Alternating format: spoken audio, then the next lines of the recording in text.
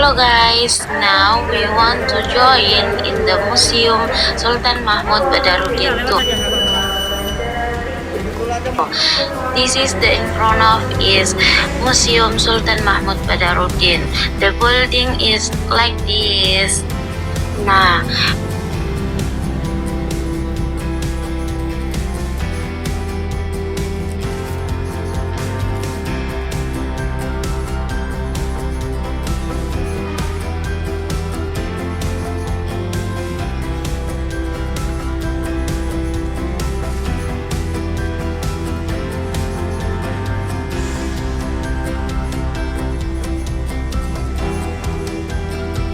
before we enter in the museum, we have to pay a ticket. Is 5,000 per person.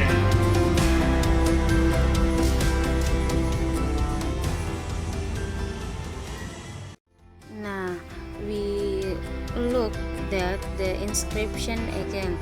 The name of inscription this one is Talang Tua. The Talang Tua is inscription tell about development or a place where the king planted fruit and vegetable which were intended for the community.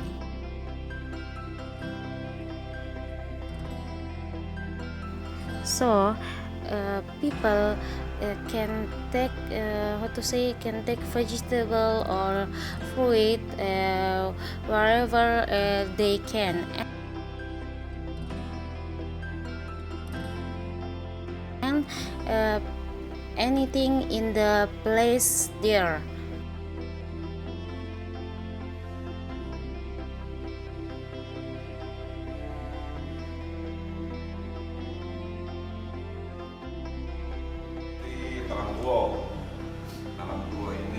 We are explained by the tour guide about the inscription of the Talaga Batu or Talang Tua, which depicts the 7 heads of cobra snake and is inscribed with Palapa letters in ancient Malay. Then this inscription tell about the rules made by the king, by the people, what that whoever violates the king's order will suffer 7 derivatives and drink the water from the shower that is collected using the bowl.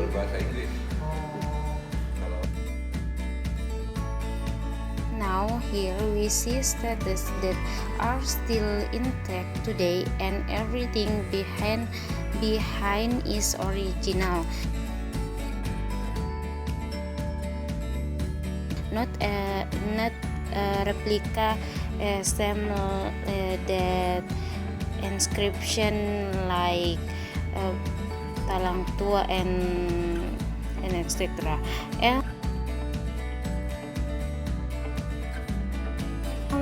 the status in 7,000 century Buddha enter in this one of the gods, namely the Dewa Avalokiteswara, and it's 770,000 years old. And we can imagine that this statue has been around for a long time and it's still going strong today, like you see in the video.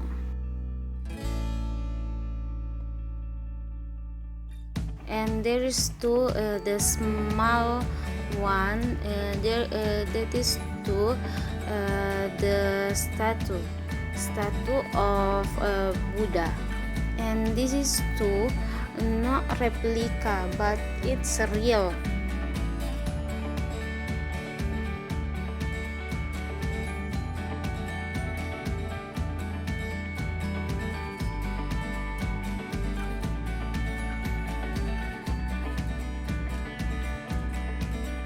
Now we look here the map of the Sriwijaya trade route, which is largest empire and is trade route to China too.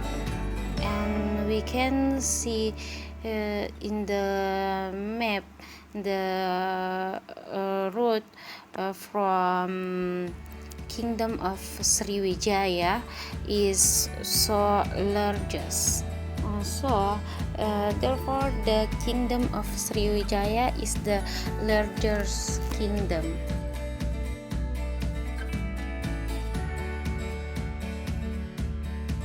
Beside the map, there are currencies in foreign trade commodities that are displayed here. We can see that there are coins that have no nominal value. Why? Because in the past, people only use it by buying gold per chip. And the coin are organized and somewhere obtained in the Musi River by local living and we take a place in here in the Museum Sultan Mahmud Badaruddin. Why they take in the Museum Sultan Mahmud Badaruddin? Because when we want to learn about the past, we can know there is like this. There is the coin and not use nominal value like that. Now we can see this the Maryam Lela. The code name is Maryam Lela and the bullocks. Now this is a Maryam that is for destruction, not like a bomb that emit fire. And this Maryam Lela is specially for destroying stone and wood. If it is fired, it will be destroyed. Therefore, the Deutsche houses in ancient time fired distinctly like this museum building, because the museum is a former Deutsche house or Belanda house. And this Maryam Lela and the bullets is the real Maryam, not the replica. And this is to also use in time of war Sriwijaya.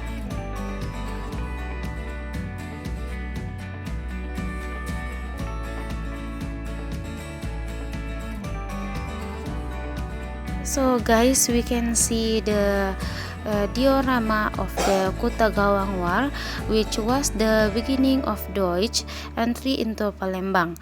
And the Deutsch managed to burn down the Kota Gawang place at the time. And the place of Kota Gawang was formerly located at PT Unsri, which is now the place. And then this is the entry and exit route for trade via PT Unsri to Kemaro Island.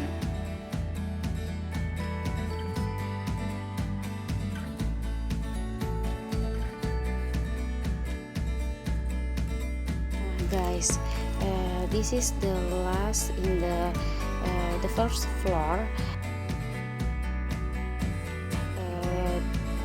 In front of the picture of the genealogy of the kings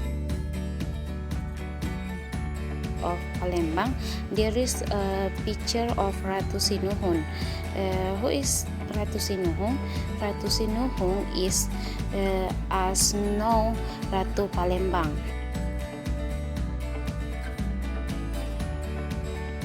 Ratu Sinuhun is the author of the Book of Simbur Cahaya, which is written law combining customary law with Islamic teaching. So Ratu Sinuhun is thought to have been born in Palembang around the end of the 16th century.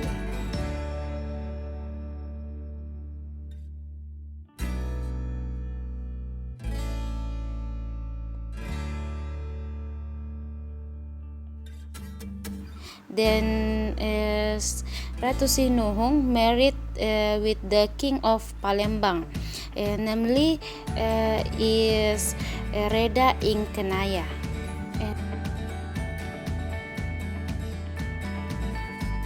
And as we know, guys, Ratu Sinuhung popular with in how to say in people, which is written law combining customary law with Islamic teaching.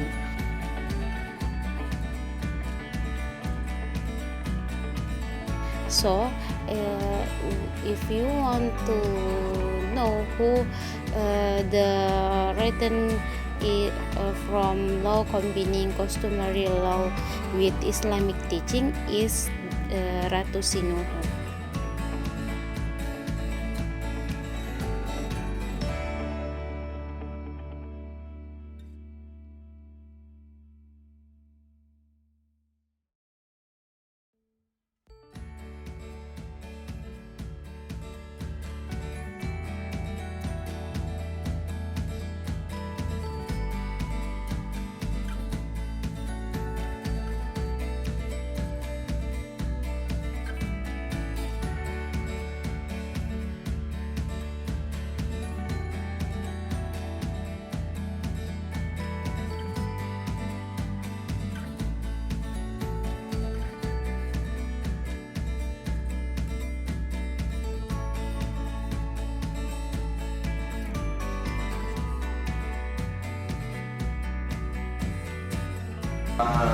Selendang ini untuk orang yang mau mensyukuri ya, bayi itu yang membawa syukuran ikika ya. Nah ya.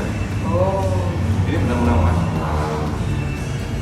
Sudah lama, makanya dipakai ketika itu udah diawetin supaya ini apa tuh ngilangin apa banyak bau, terus keduanya kelembabannya. Ini juga udara. Iya. Istiadat budaya kultur. Nah jadi dulu Palembang ini mempunyai dua macam hidangan. Satu hidangan pembuka, ini namanya bambu sebatang atau bulu sebatang. Bambu tahu kan? Artinya memanjang. Jadi orang yang makan berhadapan-hadapan memanjang. Ya. Terus ini kambang atau kolam. Kambang atau kolam artinya melingkar, ya bulat. Nah jadi ini tahu kalau Arab itu nasi kebuli tau? Kebuli. Nah sama. Kenapa? Jadi lauknya di tengah, orangnya melingkar. Jadi inilah yang pertukaran budaya kita dengan Arab mas. Oh berarti mulai ada kebersamaan. Ada kebersamaan, benar. Jadi inilah yang ini. Nah terus kedua. Ini gentung, ya. Ini tempat cuci kaki. Oh. Jadi rumah limas di bawah tangganya tuh ada gentung ini. Jadi pakai kayu cuci kaki naik ke atas. Iya, ini gitu. Kayak pot gitu. Kalau mau dijadikan pot. Ini ya sunatan. Sunatan, ini tempatnya berbaring Pak Sunat, ini kelambu untuk sunat. Dulu laki-laki yang mau pertama kali sunat itu sudah sembuh, dipakai baju ini, baju adat kayak ini, kayak pengantin nggak jarang. Oh. Sekarang udah jarang, masih ada sih. Nah ini tempat berbaring tadi. Dulu kan belum ada alat kayak medis, laser, pisau. Dulu pakai sembilu. Sembilu itu tahu sembilu? Bambu. Oh bambu. Bambu sembilu itu. Tajam itu lebih tajam dari pisau. Oh. Itu pakai sembilu. Belum ada dulu bambu ini pisau-pisau bedah itu belum ada. Iya. Masih tradisional. Dulu kan sekarang kan dijahit. Iya. Kalau itu nggak dijahit, kasih obat aja. Oh langsung. Kelahiran ini adik-adik tahu? Iya. Tabuni kalau orang Palembang. Ini kan sudah orang melahirkan, itu dimasukin, disimpan. Kalau perempuannya suka dimasukin kaca, sisir, kata orang tuh kan zaman dulu kan di tanah dibungkus dulu pakai kain ya, dimasukin sini ditanam. Kalau di awak dikasih lampu 40 hari. Kalau yang beda-beda, kalau Palembang enggak, tanam aja. Jadi yang penting doa gitu. Dulu kan kata orang zaman dulu kalau menanam tembuni ini, kalau kita ngeduk lagi kan yang ngeduk apa tanah itu kan suaminya, Iya. bapaknya. Jadi waktu ngeduk itu walaupun dipanggil orang nggak boleh noleh, Oh, harus fokus. terus diajak orang ngobrol nggak boleh kita itu ini sudah istilahnya cerita tentang adat apa tuh kata untuk gimana lah kalau kata orang melahirkan kalau lagi istrinya lagi hamil, suaminya nggak boleh taruh anduk di ini dulu kayak gitu, takutnya melilit ini kata orang tuh kan. Nah nggak boleh ini apa lubang-lubang yang solok-solokan itu ditutup, nggak boleh. Itu kayak gitulah kira-kira kemistrinya gitu ceritanya. Iya. Nah itu Macam adat dan ya pamali. benar. Nah terus itu gurita Oh. tahu ya. Yang ditaruh di Nah, ini beliau ditangkap oleh Belanda, ini mau diasingkan ke Ternate. Dia kan nggak ada kata mungkin di Ternate. Oh. Badarudin II, Sultan Mahmud Badarudin. Beliau sempat ditawari oleh Belanda, boleh menjadi pemimpin, boleh menjadi raja, asalkan jadi boneka. Bahkan boneka. Iya. Jadi bawa tekanannya, perintah, diatur-atur. Beliau tidak mau. Makanya beliau yang mana yang Belanda yang tidak mau kerjasama, diasingkan. Dulu apa kayak gitu. Sampai Soekarno, sampai Manulu, sampai itu, sampai tak diasingkan ke Bengkulu, sampai ini. Belanda kan tinggal. Jadi Belanda ini terkenal licik. Udah tuh. Perang Palembang Juni 1821. Ya, perang Palembang ini. Jadi konon ceritanya ini ada kesepakatan antara Belanda dan Sultan Mahmud Badarudin. Tidak ada perang pada hari Jumat, tidak ada perang pada hari Minggu. Selain itu perang. Jadi dua aturan. Kenapa? Hari Jumat orang ibadah, orang Islam, sholat Jumat.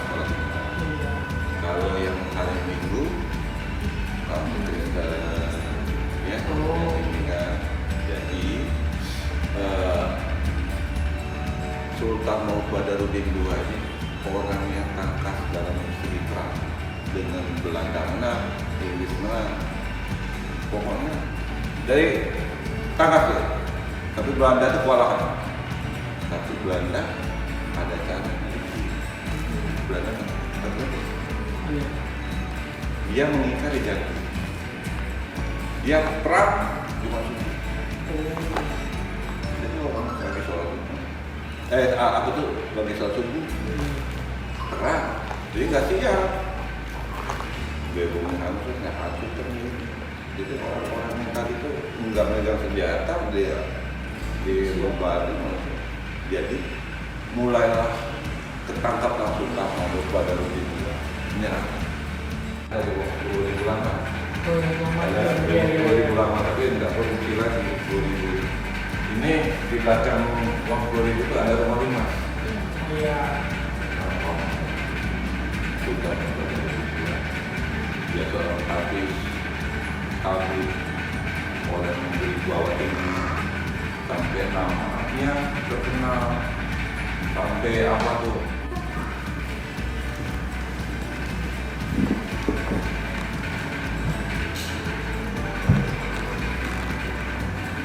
Nah ini yang senjata yang tadi Iya. sama ini sama yang bawah tadi. Nah senjata ini yang menggunakan kita panah, penembak dari kapal. Kalau tanah nggak bukan pakai yang orang pakai api, tanah. Itu medianya kayu. Iya. Jadi ini penghancur dari kayu. Jadi kalau mereka besar posisinya, nah, mereka di bawah yang buat kita masuk di timurnya. Salahnya beda besar. Tapi kontaknya sama. Kok bisa lontar dari presiden kita kan lontarnya kan ada misi. Oh, berarti bakar tadi itu untuk melontar, Membakar. Jadi untuk mendorong. Dulu kan kalau orang melontar itu kan di situ tinggi, itu nggak kayak kan digunakan itu. Itu juga pakai kayak pasang lautnya untuk menghalang kapal mereka. Iya betul. Strateginya kayak gitu. Kalau kita ini kan kalau di Medan kita di istilahnya itu di tempat pasar turunnya air. Yang pada saat mana kita menyerang, pada mana saatnya kita tidak menyerang. Dia tahu. Itu juga kita kalau membaca Medan perang. Itu strategi. Kenapa kok ada golok? Dulu tempat kita ini kan dulu kebun itu kan banyak binatang buas. Oh iya. Kalau orang mau ke kebun, bawa golok, itu jaga diri. Kayak ada harimau, ular, apa serangan dari binatang juga bisa jadi senjata perang. Kalau ini terus duduk. Ini tapi bermotif kayak Jawa. Iya, bentuknya banyak. Itu apa berbudaya tadi. Bentuknya Jawa tadi. Ada Arab, ada Cina, ada Inggris, ada ini yang Belanda, Jepang. Orang yang pernah masuk pasti ada pertukaran budaya. Pertukaran budaya itu tentang perkawinan antara suku.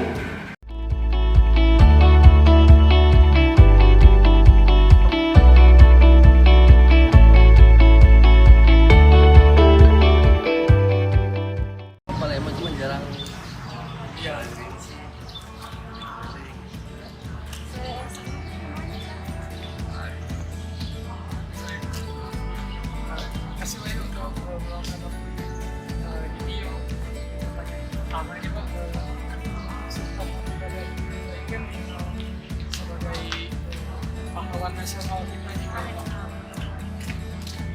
Bapak menurut di museum ini mungkin harapan Bapak jika masuk nih Bapak bakal mengambil apa?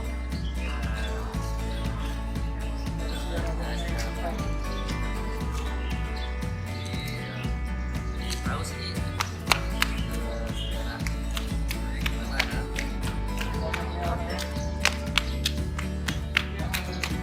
Terus Bapak kalau kan ada di sini ini juga menjadi jaga budaya untuk melestarikan atau menginformasikan kepada orang bahwa ini informasi mengenai hal-hal kita Pak. Kita mengenalkannya ini menurut Bapak dengan salah satunya dengan museum ini apakah bisa jadi salah satu cara yang baik? Ya bisa bikin kayak apa saya ini kan